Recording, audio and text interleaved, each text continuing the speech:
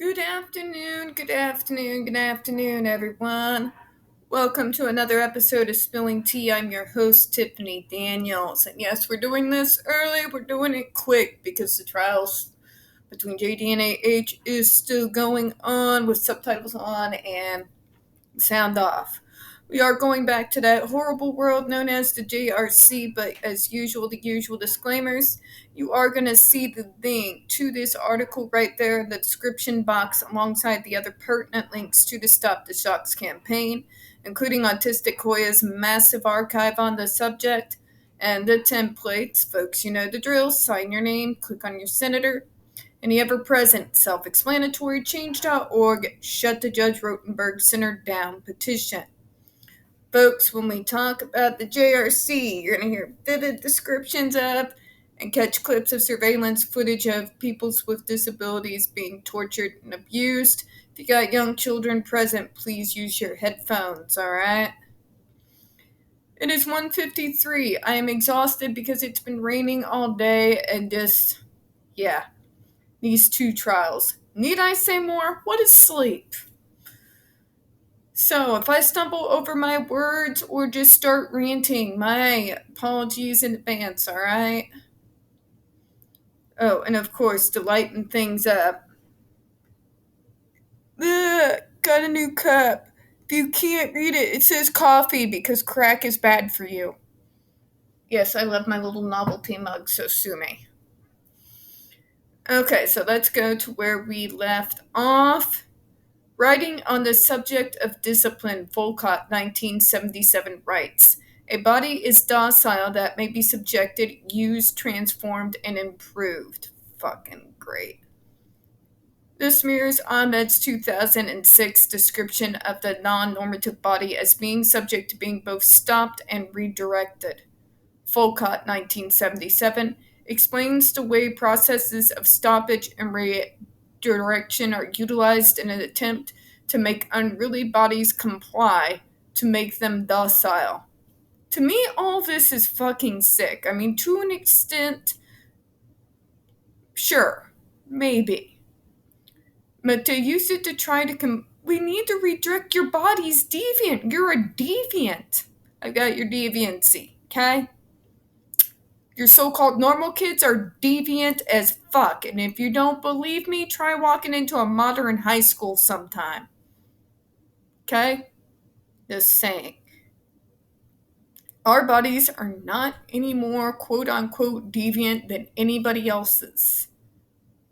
I don't know what Kool-Aid you've been drinking, medical model, but you need to get over it and stop. Because magical thinking has no place in medicine. Period.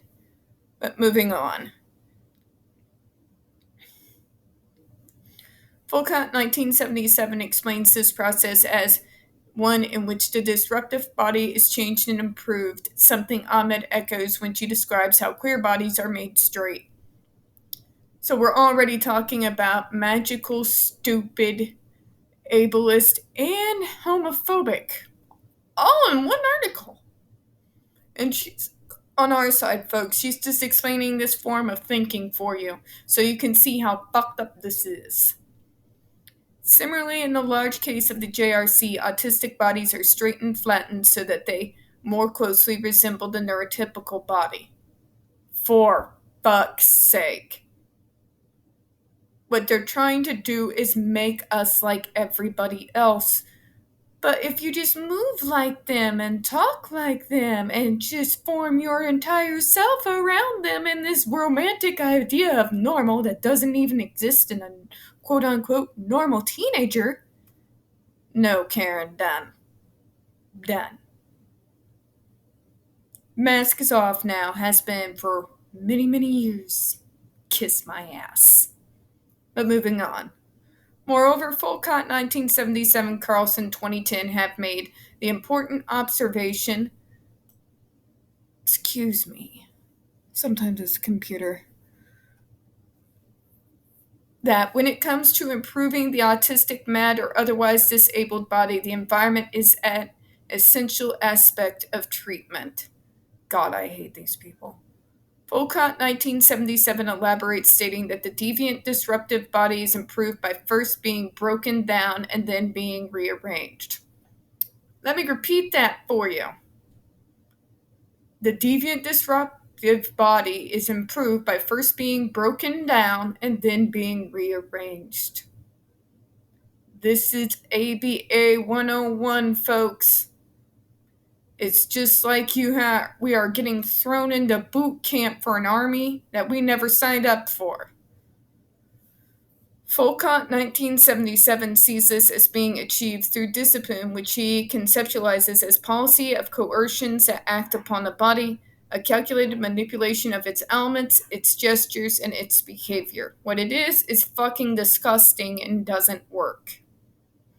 Because your romanticized idea of normal does not exist anywhere in the world. And trying to make us become this straw man you've got in your head is the very definition of insane, and you don't see it. God, this frustrates me. This process of stopping the deviant body and redirecting it along more normative lines is only one aspect of the program reorientation, however, and it is equally important to consider another aspects of the JRC's programming. This is its self-proclaimed unparalleled reward program, JRC&D, a large part of which is based around the Yellow Brick Road Rewards program, whereby students work their way along an artificial yellow brick pathway, which culminates into the entrance into the Emerald City rewards area. God, I'd rather be shot. Students need to demonstrate normative behaviors to earn access to rewards, such as the use of the playground, field trips, use of fitness room and basketball court, and trips into the community and home, often accompanied by JRC staff. You see what I mean? They make us earn what every single other child just automatically has the right to. By forcing us to become something that we will never really be.